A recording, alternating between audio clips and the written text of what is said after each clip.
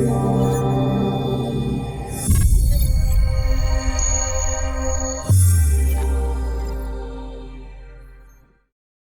morning. Okay, so we're going to kind of get started. And what I would like to do this morning is say welcome. Thank you so much for joining us here live. This is Tanya here at Interactive Advocacy, CEO and founder. And I have the absolute pleasure of introducing you to Mr. Charleston Gaines. And just to kind of give you a little bit of background on him, I'm just going to give you a quick snapshot. He is a best-selling author. He is an international speaker, an educator, a retired disabled Air Force veteran with multiple degrees in health psychology and behavioral medicine. And what I would like to do is give him the opportunity to kind of reintroduce himself, share a little bit about your background, and then we're going to kind of just jump right into it, okay? All right, thank you. Thank you for having me here. It's an honor and a privilege. I'm Charleston Gaines, and I'm excited to be here because really mental health is my focus. I'm an emotional intelligence coach. I do group coaching as well as one-on-one coaching. And I'm coming from a foundation of emotional intelligence because during my time in the Air Force, and then even some time years after the Air Force, I've seen a lot of misery. I've lost a lot of friends to suicide, murder, suicide, things like that. And I come to realize that we need more, we need two things, right? We need more education and we need more empathy. So I needed to figure out how to put those things together. And that's why I started my business, Cope Life.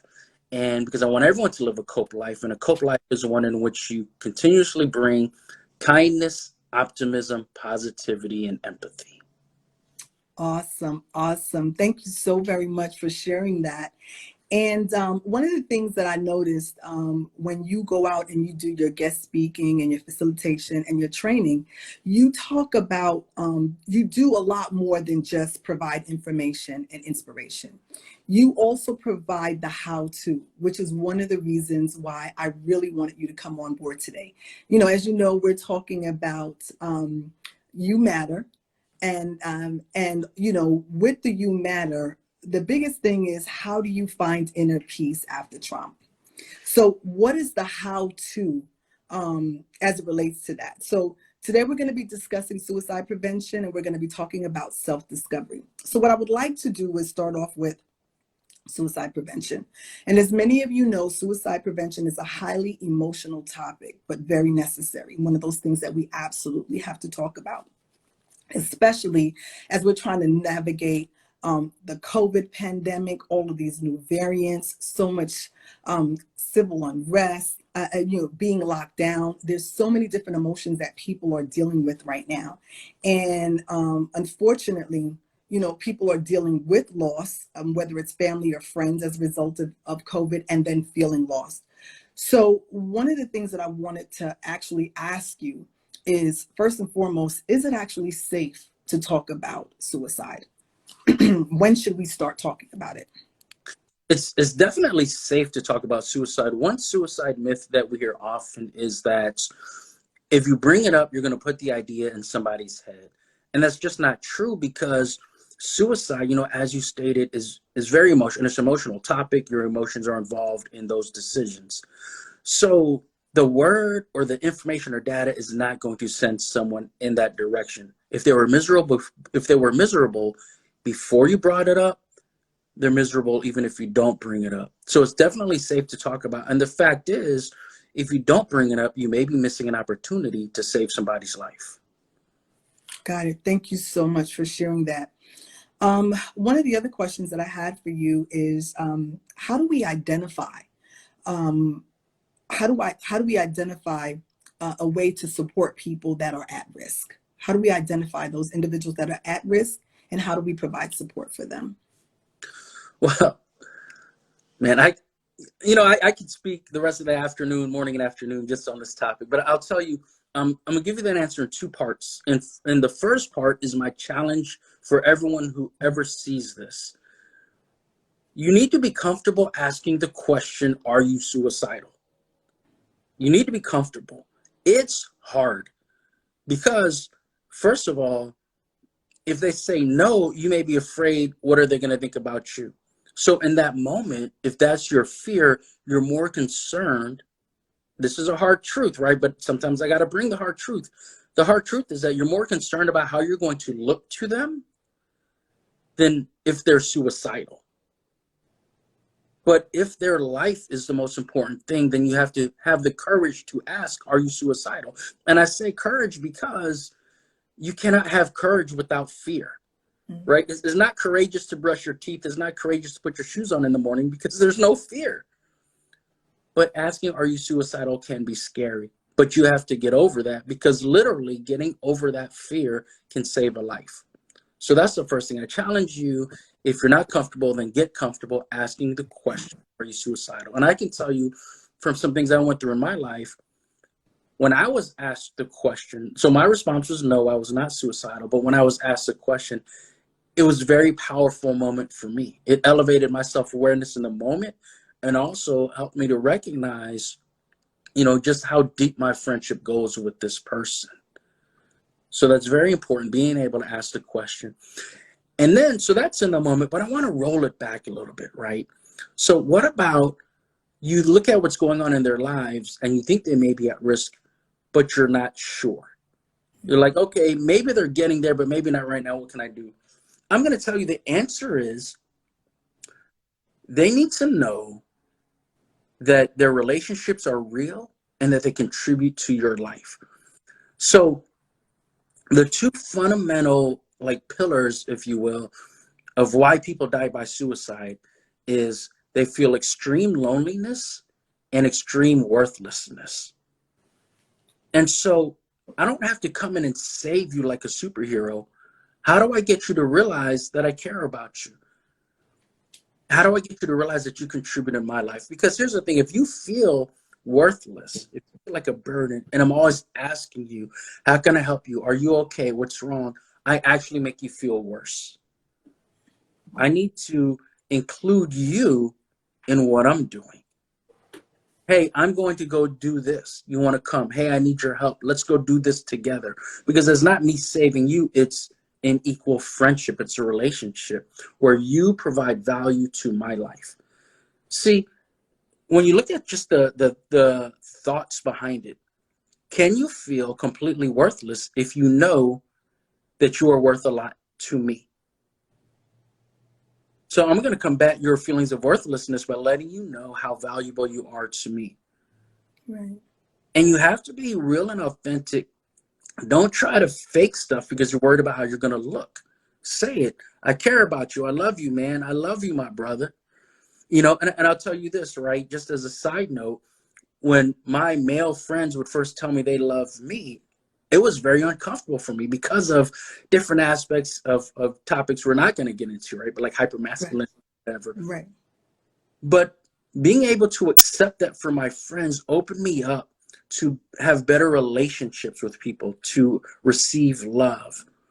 And so the way that we can prevent suicide is by showing people our relationships are real, so that I'm combating your loneliness and that you contribute positively to my life.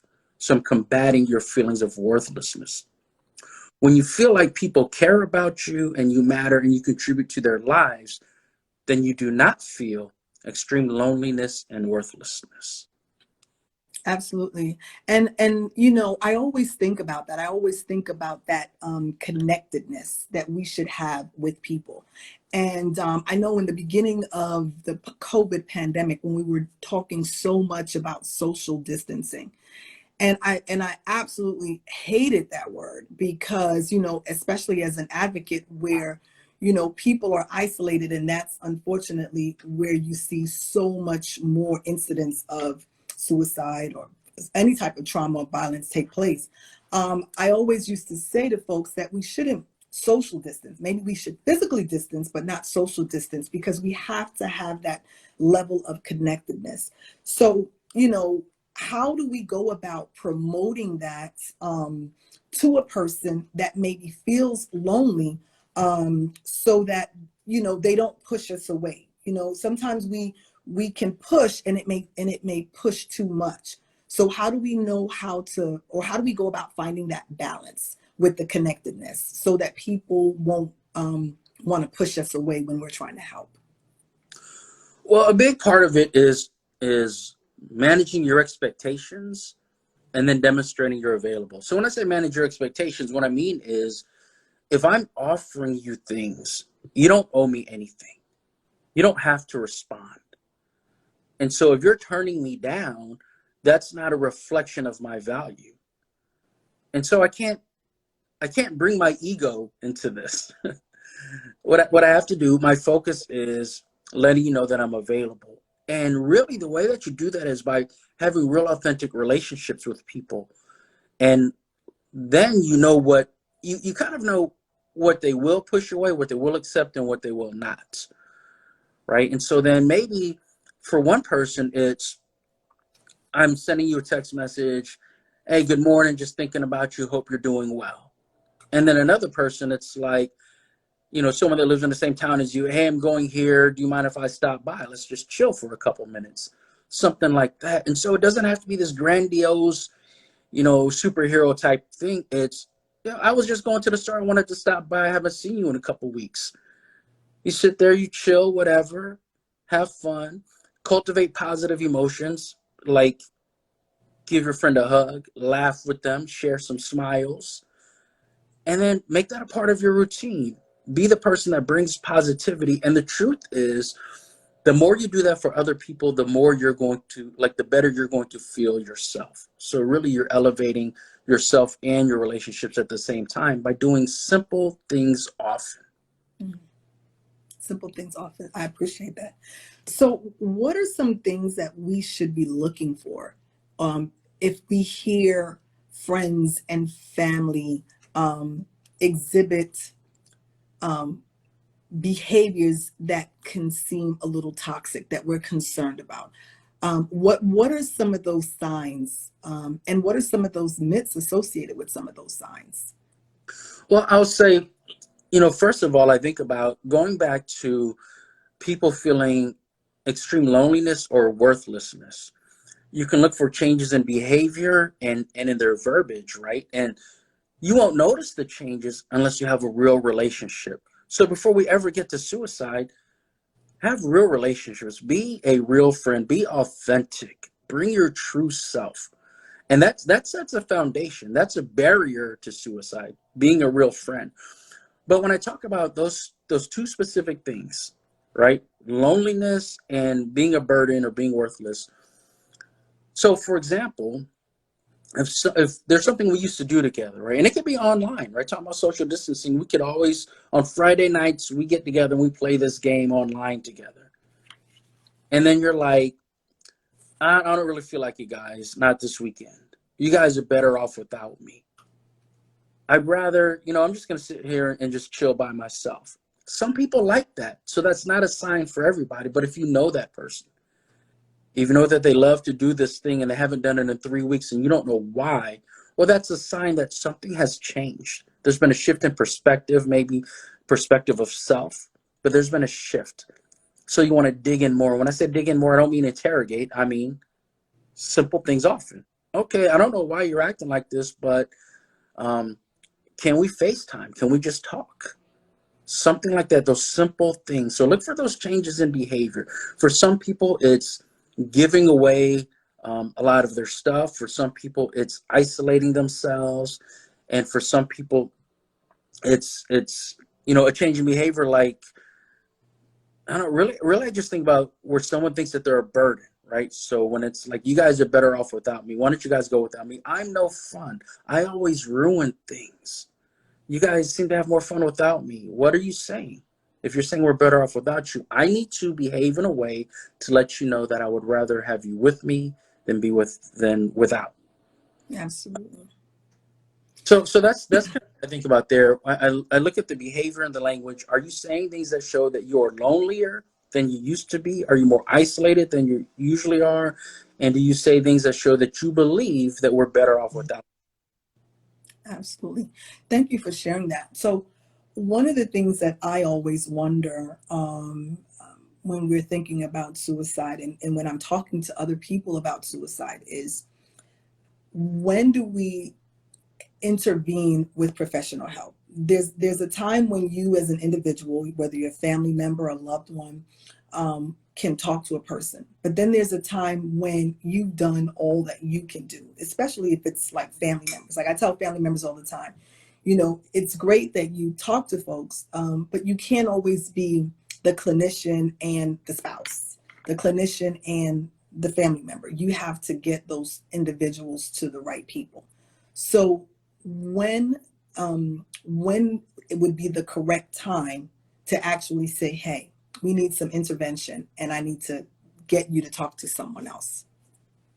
Well, for me, it goes back to that question: Are you suicidal? And sometimes it's not even are you suicidal, but it's their behaviors. For example, I know that you've been miserable, and I know that you managed to drive home completely drunk, completely like just blacked out drunk, and usually don't do that. That's a sign because that's an extreme behavior. And so in that moment, I need to see what's really going on. And so if I say, are you suicidal or what's wrong with you? You listen to the answer, but you also listen to the body language, the nonverbals. And one question that I will ask, the follow-on question is, if you say, yes, you're suicidal, I ask questions about your plan. What do you mean, yes? Like, when? What are you going to do? And then they're like, well, I haven't really come up with a plan yet, but I don't really feel like being here anymore. Okay, well then maybe, how about this? I got a friend who's a coach, or I know someone who's a good therapist. Let's connect there. You mind if I give you their number, whatever? Because I want you to get help, because I care about you. You got to add that they have to know that you really care, right? And then, so if you don't have a plan, maybe you should go see a therapist, go see someone who's a specialist in just whether it's depression or trauma, whatever you're dealing with, right? But if you do have a plan, I bought a gun yesterday and I bought rounds today. Then we need to take action now. I'm not going to set you up with an appointment next Thursday. We need to take action now. So what I want you to do is I want you to agree with me that you're not going to use any of those things tonight. As a matter of fact, how about, so have this conversation, but within the conversation about how much you care about them, can you get them to agree to give you the ammo? Can they give you the gun? Can you just keep the gun at your place for the night? And then we'll talk again tomorrow. So what I'm doing is I'm getting you to agree to not take action tonight. And then, because you want to remove the way that they would harm themselves, right? Right. If they say, I'm going to drive my car off a bridge, can I get the car keys? Or can I just stay here with you tonight? Something like that, because it's immediate at that point. And then you have to know, should I go ahead and call 911? How extreme is it? If I call you and you can barely breathe and I can tell you're crying and you say you're holding the gun, if I come in there to save you and I kick in the door, you might freak out and shoot me. Mm. But that's not an excuse to ignore the situation. So I can call 911 and then get help. And so then what I can do is try to keep you on the phone while 911 is on its way. Sometimes what that means is I'm going to keep you on the phone, but then I'm going to text someone else, hey, she's going through this. Can you call 911? I'm going to stay on the phone with her. And you take action. And it's not easy. It takes courage, but saving a life takes courage sometimes. And you got to step up and you got to do it because you love that person. Absolutely. And that is the key. The key is being that courageous person, that responsive, person that's going to intervene right away. And again, like you said, it's about knowing that individual, being authentic, being a genuine friend, but really being courageous. It definitely takes a very bold person, a very courageous person, and a very committed person to step in and ask those tough questions. And then also be ready to receive the answer that you get. Sometimes we ask, are you suicidal? Or we make jokes about it. And we may not be ready for the answer. So we really have to think about that. Someone asked the question, Anthony Jr. It says, but not everyone says what they will do. That's just an act. It's too late, and we feel as we're at fault. So how do you combat them from being silent about their problems? That's a good question. You want to answer that one for us, Charles? Well, yeah. So, well, the first thing I want to say, right, is it's not your fault if someone you love and care about takes their own life. You're not responsible for other people's actions. And so I need people to understand that it's not your fault if someone takes their own life. And if you feel that it is, that can be traumatic, and you can go get help, talk to a therapist about that, and learn to forgive yourself. So I think that's very important. As far as how do you combat them being silent about their problems, that's where I go back to the proactive aspect of it, of having a real relationship with someone, right? And so what I mean by that is, I said that one thing that contributes to suicide is extreme loneliness. So maybe they're not going to tell you that they're suicidal, but you know they just went through a divorce. You know that their significant other left them. You know that they lost someone due to violence or due to COVID or something like that. So and that's the extreme part, right? Because sometimes when you break up, you're like, oh, I can get them back. You can't get someone back if they've passed away. So that's a new level of loneliness. So I don't need you to say you're suicidal. I know you're going through something. I don't have to wait for the signs. I need to be proactive in showing that I care. I need to be proactive in showing that I'm available. So if you need someone to talk to, call me, and then pay attention to their behaviors. Someone who talks a lot is now silent. Someone who is a hugger doesn't want to be touched. And so you don't interrogate them. You used to hug me all the time. How come you don't hug me anymore? That's not what I'm talking about. It's the responses. And do you mind if I just hang out here for a little longer? And then you're just available to them. And sometimes you have to be comfortable in the silence. And so, because you're not going to fight with them to get them to tell you what's on their mind.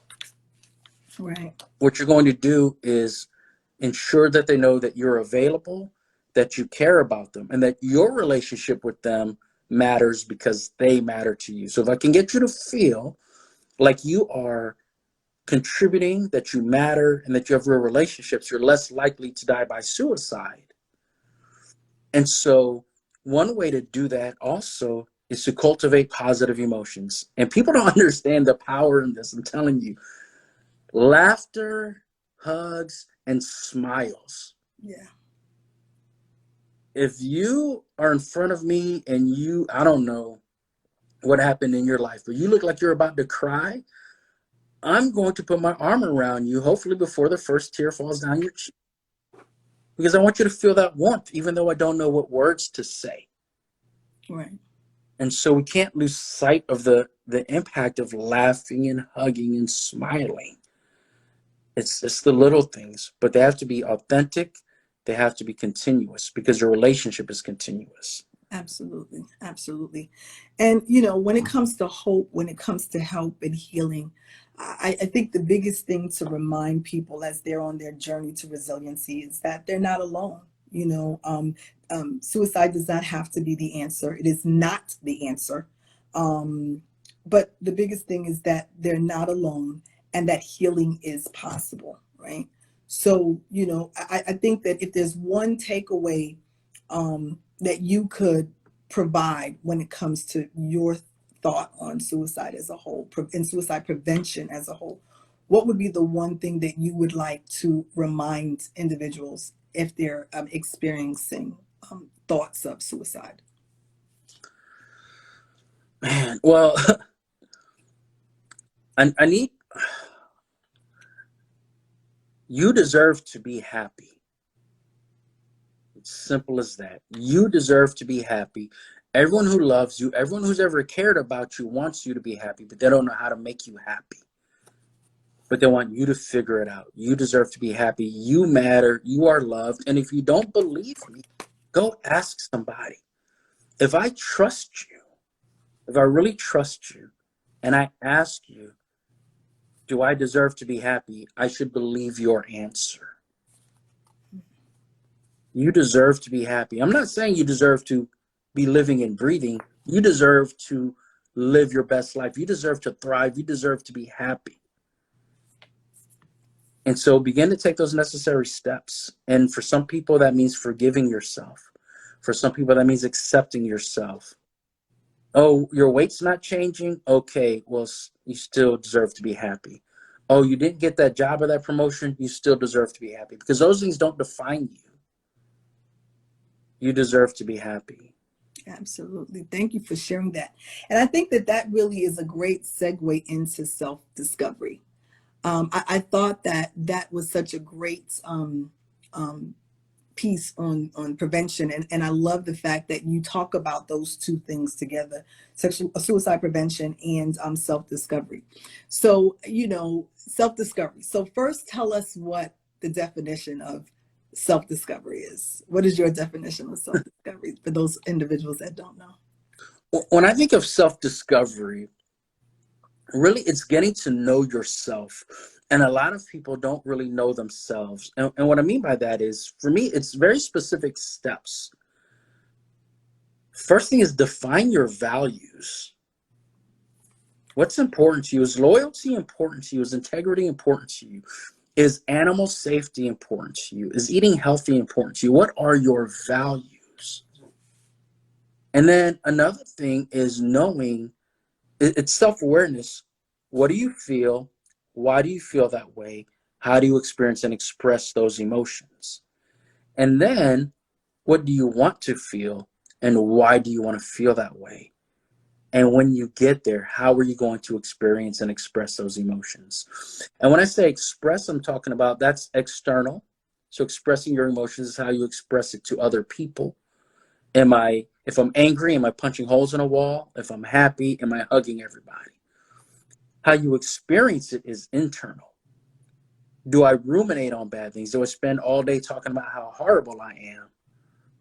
Or if I'm happy, do I experience it by wanting to celebrate by myself? Or do I just have this urge to celebrate with others? How do I feel? Do I feel my heart racing? Do I feel sweaty palms? That's the experience. So it's internal.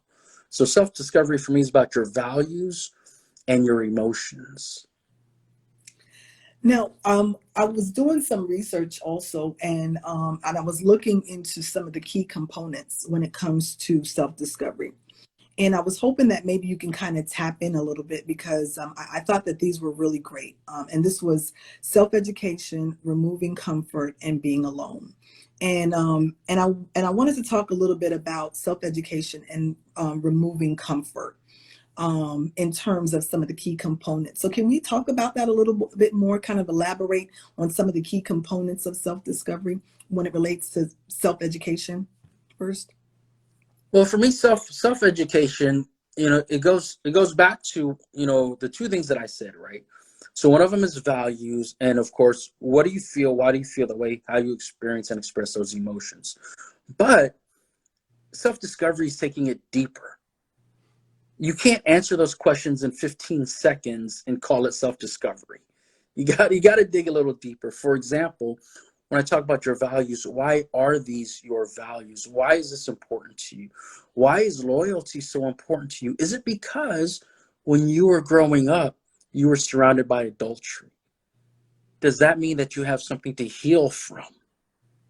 That's the self-discovery. When I see this, it hurts. Why does it hurt? Why do I have this emotion around this? What happened when I was a child? What happened 5 years ago? What do I need to heal from? What do I need to forgive myself for? And that's part of self-acceptance, right? Because the truth is, for every single person, when you begin to do the real self-discovery work, what you'll find is that you're a human being. You have emotions. You've made mistakes. You've done some good things well, and you are just a complete person. And when you figure that out, you can accept who you are. Because when you think about the perfect person, go try to find that person. Right. They don't exist. Whether not in the mirror, not in the movies. Even Captain America had issues. Even Captain America had regret. Right. So, so a big part of self-discovery is really digging into the why. Mm. Why does it feel like this? Not because I like it, but because I know when this happened 6 years ago, it impacted my life like this, and I haven't healed from it yet. You know, we have to ask those tough questions. And one thing that I can say, even as an advocate, I've been advocating and teaching and training and doing all this great work for the better part of 25 years.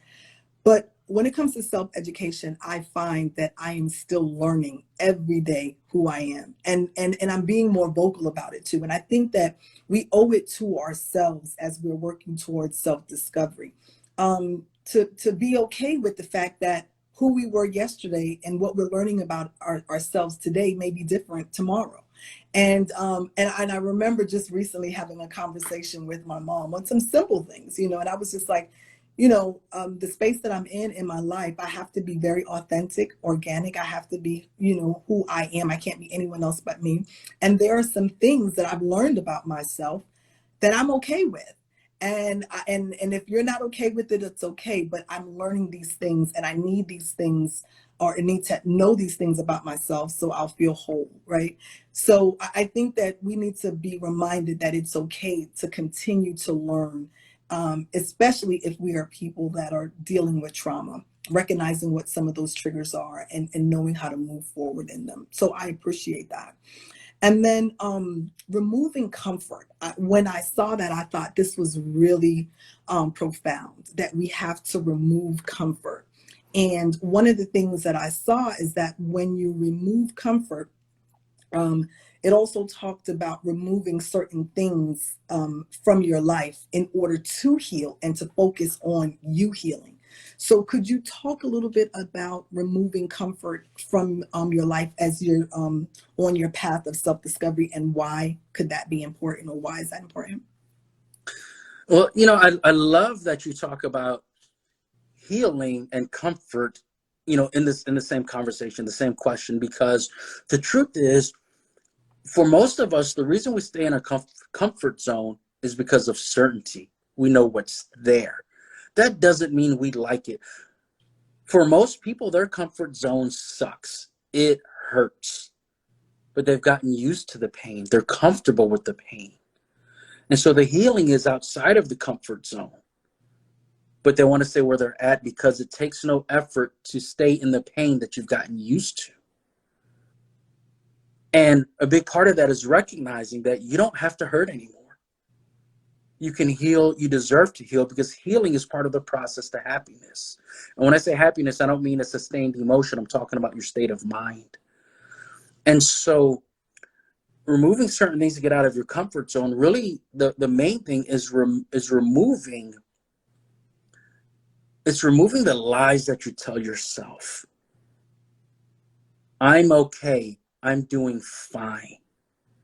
It's like, you know, you're not doing fine. When I tell you that we are lonelier and more miserable as a nation than we've been in 100 years, then maybe some people are fine, but the rest of the people are not. And so moving out of your comfort zone means, you know, going back to the self-awareness and the self-discovery. This hurts. I react this way. I feel this way because of this. How do I heal from it? And you don't have to jump right in. You're allowed to say, this is scary. You're allowed to hesitate a little bit. You're allowed to move slowly into the process. But embracing the process is how you heal. Because on the other side of your comfort zone is your healing, is your best life. That's where it is. And you deserve to get there. You're worthy of it. You see, a lot of people, they imagine what their best life is, but they don't believe that they're worthy of that. So they're not going to move towards it, because they believe that if they get close to that life that they've dreamt of, something is going to show them that they don't deserve it. So part of the self-discovery is recognizing you deserve to be happy. You deserve that life. And it's on the outside of your comfort zone, because in your comfort zone is your certainty, your pain, your misery. You're comfortable getting drunk every Friday night because you're in so much pain. You deserve better than that. Right. Be courageous, step outside of that, live your best life. Absolutely. And again, this is why we're doing this, right? This is why we're trying so hard to remind people that they matter. This is why they matter. And you know, Charles, you do so much great work when it comes to just being a life coach and a motivational speaker. You shared so many inspirational words. Before we go into being alone, I wanted to kind of open the floor. If anyone had any questions, please feel free to ask them away. We have this great professional on with us today, and it's free, so you can ask tons of questions. So please, if there's any questions that you have, don't be afraid. If you want to ask questions for family and friends, whether we're talking about self-discovery or we're talking about suicide prevention, if you missed the first part of the conversation, please feel free to ask any questions if you like. But with that being said, I wanted to talk a little bit about alone, right? We talked about loneliness and we talked about being alone. So I wanted to kind of come back to that. And when I think about being alone, some people believe that being alone means that you're lonely. But the reality is that loneliness is a feeling of, like you said, insecurity and trauma. But being alone can also be about self-love and be healthy. So there's a difference between loneliness and actually being alone on your path to self-discovery. So can you kind of talk to us about the difference between those two spaces, so that, sometimes we recognize that a person is just taking time to do some self-care and some self-love, versus I'm just a lonely person and you need to be worried about me? Well, yes, there's such a difference. I'm gonna give you a couple of examples. Okay, I think we can agree that Anthony Bourdain knew a lot of people. He was surrounded by a lot of people, but you feel lonely when you don't have authentic relationships. Kate Spade was surrounded by a lot of people, and I think about this when I go to the mall and I see Kate Spade store, and I look and I'm like, I don't know how much money this company is making. And I know she was surrounded by a lot of people, but how lonely was she? And so when I think about loneliness, it's about the authentic, real relationships. And that goes back to self-discovery. You can go down the list of people that you know, but how many real relationships do you have? And recognize that you can change that. You don't have to wait for someone to show up and be a friend. Be proactive and be that friend. Be the one to do things for other people to build real relationships. And then when you do those things, you start to truly recognize your value because of what you can provide to other people and the gratitude that they show you. Then you're more comfortable being alone because you're living your values, right? Going back to self-awareness. These are my values. Friends, I value friendship. I value open communication. I value honesty. And I did that today. People showed me love today. People showed me gratitude, and I gave gratitude back today. So now I want to be alone. I want to be by myself, but not lonely. And for so many people, that's where they recharge. That's where they reset, right? And that's the self-care. Bruce Lee talked about this thing. He called it active inactivity, where he would have a day where there were no classes, no training, no students, nothing. And he would literally do nothing. And he would allow himself to be bored, and he would allow his mind and body to reset. So while he was alone, he wasn't lonely. But for people to be comfortable being alone, they have to be comfortable with who they are. And that goes back to self-discovery. What are my values? Am I living my values? If I feel a certain way, why do I feel that way? Do I recognize that it's okay that I feel that way? Thank you for that. So one of the things that I would like for you to also provide some folks, we always talk about, filling our toolkits. And we're talking about practicing self-love. What are some tips, if there are any, that folks can kind of take away and put in their toolkit as it relates to self-care and self-love? Especially right now during the holidays, where some people, with the new variants of COVID, people are going back into social distancing again. What are some tips that they can kind of fill their toolkits with to combat some of the loneliness? Just if they're spending some time by themselves, or they're just trying to learn how to do self-care, for themselves. So what are some things that they can do to kind of stimulate that? Oh, if only we had another hour. If only we had another hour. Okay, so I'm gonna give you the quick hit versions, right? So the first thing I think of is setting joy triggers. Setting, like you have to intentionally cultivate positive emotions. So a joy trigger could be, I do this thing every Thursday at 4 o'clock. So my joy trigger is, if you're driving somewhere, every time I get in the car on Thursdays at 4 o'clock, I'm going to think of something I did in the last 7 days where I laughed loudly. Setting joy triggers. Every time I enter this room, which I entered 2 or 3 times, I'm going to say, I'm thankful for. And then I'm going to finish that. That process takes you what, a second and a half? Right. Right? Um, and so what you're doing is you are intentionally cultivating positive emotions. You can't be truly grateful and truly angry at the same time because these emotions are physiological. So when you choose gratitude, that's where the brain and the body go, so you can't stay angry. So set joy triggers. Another thing is there's practicing gratitude. Like you can practice gratitude every night before you go to bed. What are 3 good things that happened in the last 24 hours? And what that does is it turns off your stress response and turns on your relaxed response so that you can actually get better quality sleep, because you don't need a low grade adrenaline rush while you're trying to sleep. That's why you toss and turn all night, because you're still thinking about something else. Turn off those negative thoughts, turn on the gratitude, get better quality sleep. But you can also help other people cultivate positive emotions. And that's how you enhance relationships. So instead of saying, how was your weekend? I can say, did you laugh this weekend? Did you do something that made you proud? If I really know you, then I know if you have dogs, I know if you have kids. And so I can say, hey, you guys are going to go see the movie this weekend. How was it? Did your kids enjoy it? And now I'm getting you to cultivate positive emotions. And then we share this positivity together. We enhance our relationship. Then we are less lonely. And so these things honestly take very little time and effort. I am grateful for my life. I'm grateful for my health. I'm grateful for my job. It takes me a second and a half to say that. It takes me, 30 seconds at night. I'm grateful for this. I'm grateful for that. Whatever. When I see you, how much effort does it take to say, hey, did you have fun this weekend? Where did you go?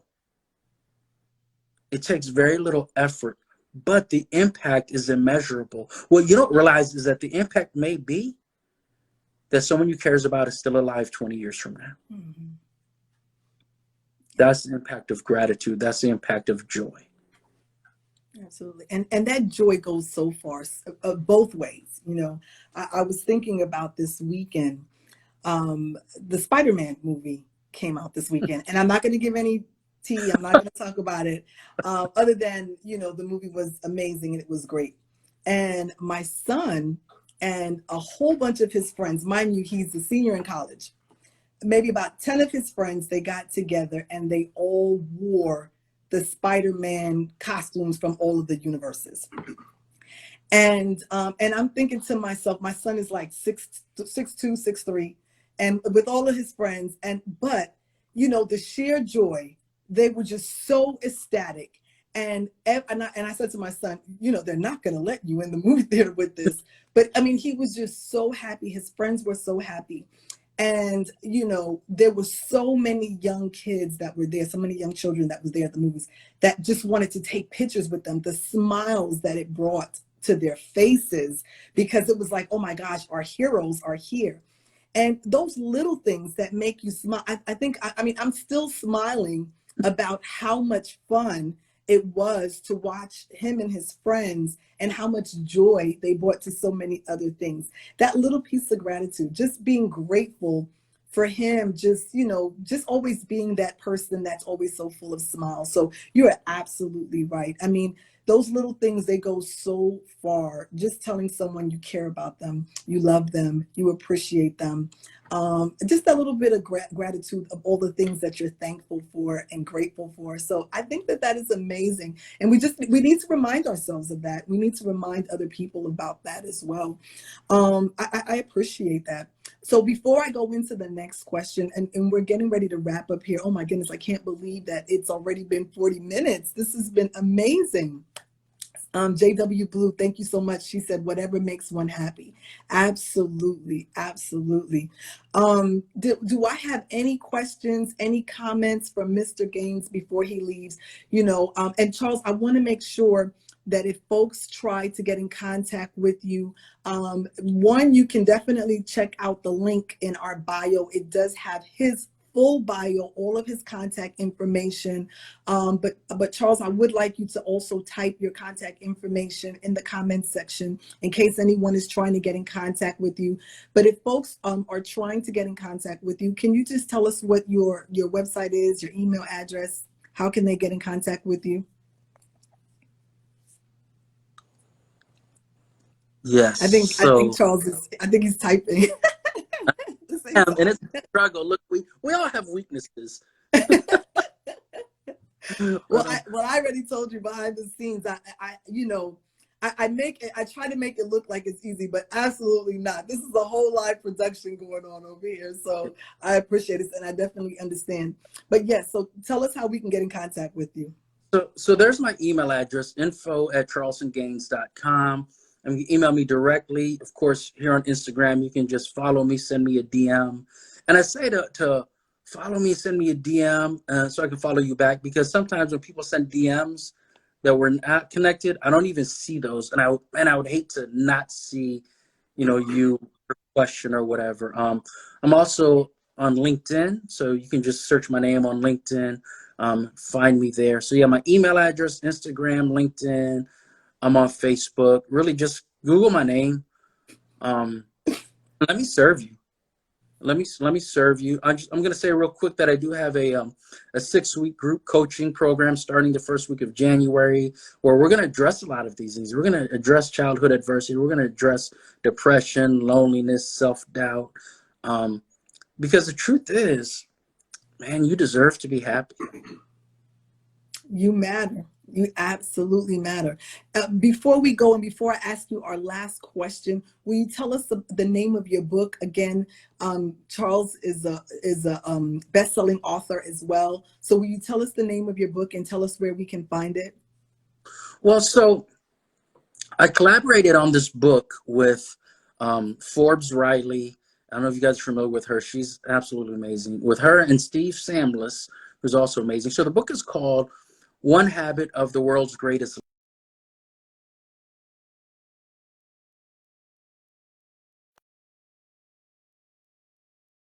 ebook. I have an ebook out called Leveraging Self-Awareness. And it's free.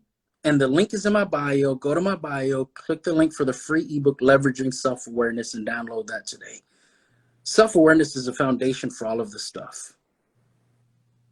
Thank you so much. And I have one last question for you. We have to circle back around You Matter, finding inner peace after trauma. What does inner peace mean to you?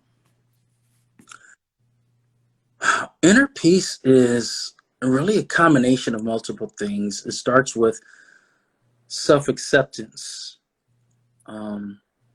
And self-acceptance includes gratitude, it includes forgiveness, it includes really just, it's an old cliche, right? But worry about the things you can control. Don't worry about the things you can't control. And so when you look at all of these different areas of your life, you have to be okay with who you are and where you're at. And that's where you find inner peace. Like, I am okay with who I am. I accept who I am. And I'm going to tell you a secret to that, right? It's a secret, but it's not a secret. Don't judge yourself. When you look at where you are and you say, oh, I should be here, that is the root of judgment. Look at where you are and be grateful that you're there, and be grateful that you have the opportunity to elevate your life. That you can control. And because you know that about yourself, you know your strengths and weaknesses, you know your values, you understand your emotions, you understand who you are. Peace, inner peace, is accepting who you are and your circumstances. Charles, thank you so much. I absolutely appreciate you. I appreciate you collaborating with me.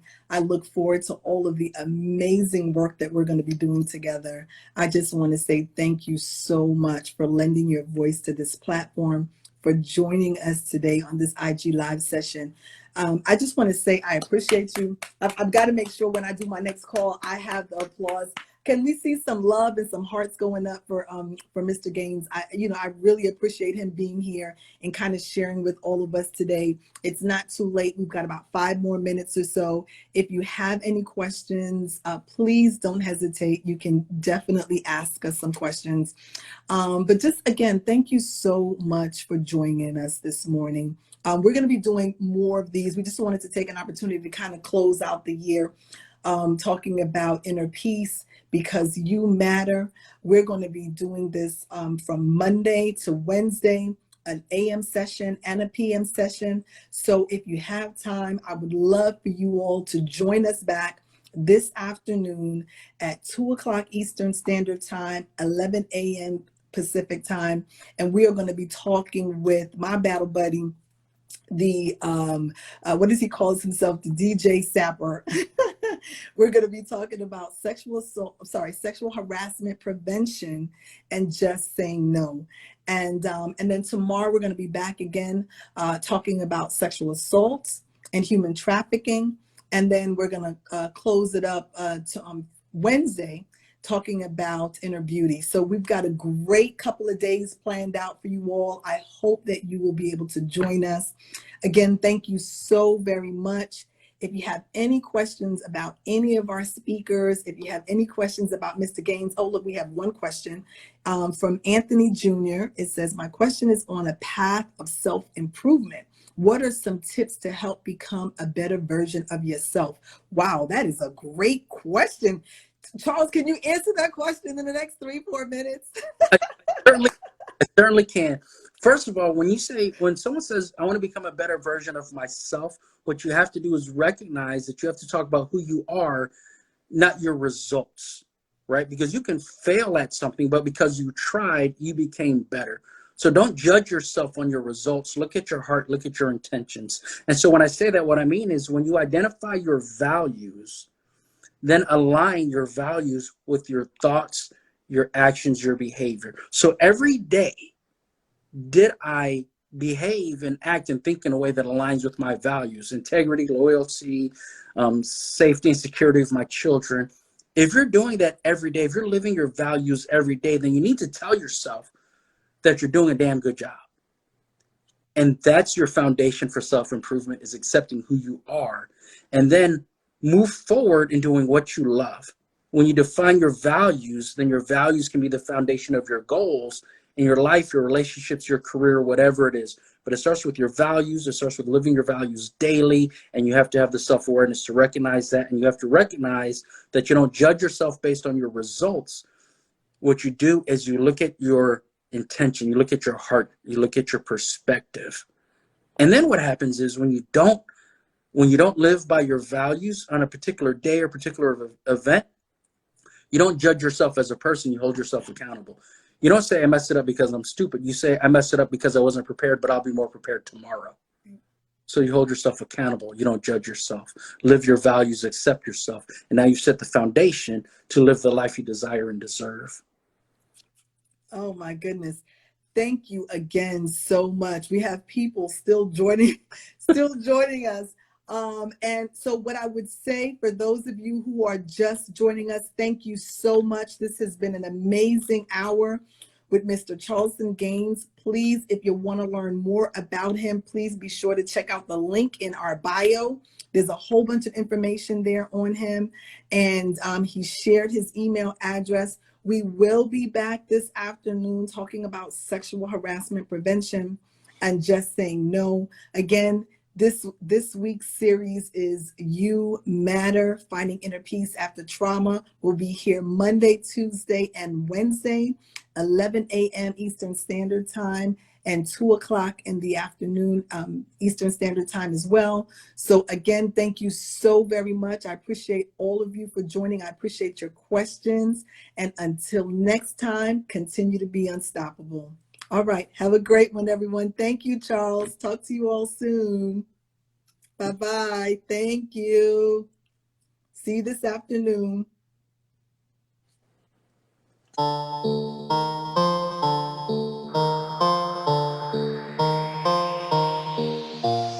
Pick it up, pick it up, pick it up, pick it up.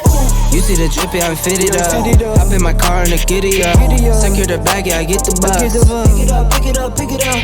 You see the drip, yeah, I'm fitted up. Hop in my car and I get it up. Secure the bag, yeah, I get the bus. Pick it up, pick it up, pick it up, pick it up.